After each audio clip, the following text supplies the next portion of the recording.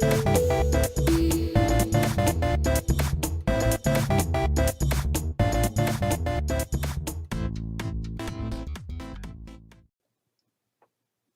guys, and welcome to Armchair Conversations with Rob. To appease and play nice with my martial arts brothers, I decided to do some talking about martial arts philosophies and things related um, because it's something that's also part of my life at one point very heavily. We're talking about training from different angles and a more relaxed practice at times so that you can just be able to do some creative things.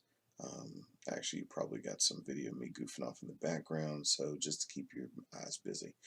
Um, One of the things that I believe in is not only training your standard traditional techniques and this more innovative like kickboxing related stuff, anything. Your techniques are technique. I also believe in adding things like unusual movements, training from odd angles, training from unadvantaged positions, positions where you possibly wouldn't be at your strongest. So you learn to hit, strike, block, whatever you want to call, um, more powerfully, with more skill, with more speed, with more coordination. So you not only train your traditional techniques, but you throw in an odd movement here or there, things that are outside the norm for you, maybe hand forms that are different. I probably have a video here about a little bit of knocking because I really like the hand form of being able to knock like you knock on a door. I think it's very comfortable and safe for a lot of people to use, and it's very safe for a lot of striking. Um, I also believe in what looks like a gentle movement that actually has some force behind it because you've trained it. So I tend to use open hands. I tend to use odd movements. I tend to use things that seem very unassuming because if you only train with your traditional movements, any other fighter that faces you, if you have to square off with somebody who's skilled or say you're sparring, is going to pretty much know what you know. I mean, this is a world full of information. So you can Google damn near any kind of techniques or styles you want to Google, but you don't always have the opportunity to see odd, strange movements or movements that in a normal context of teaching you probably wouldn't teach or make no sense.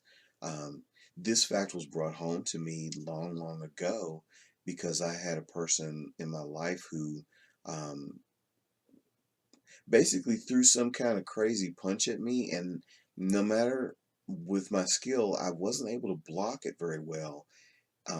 Actually, never.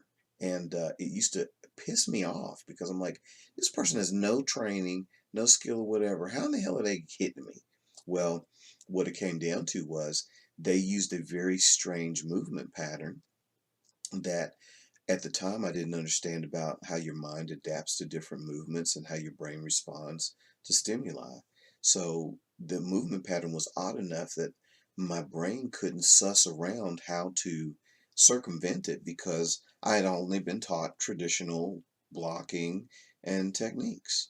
I've gone through different disciplines since then, so I found that unusual techniques, things like relaxation in your hitting, will change the way you are able to hit and also even the way you block and defend. So I'm a big believer in training unusual movements along with your standard stuff.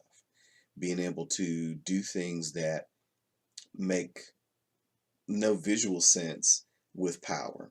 So you're going to find me doing things like slapping. You're going to find me doing things like closing the gap in ways that are strange.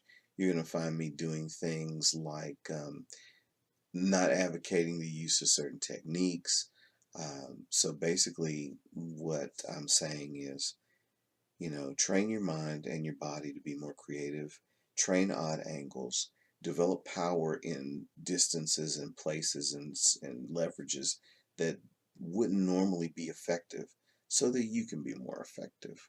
So, just something to think about. In the meantime, thanks for sharing my armchair. And hope you have a great day whenever and wherever you are.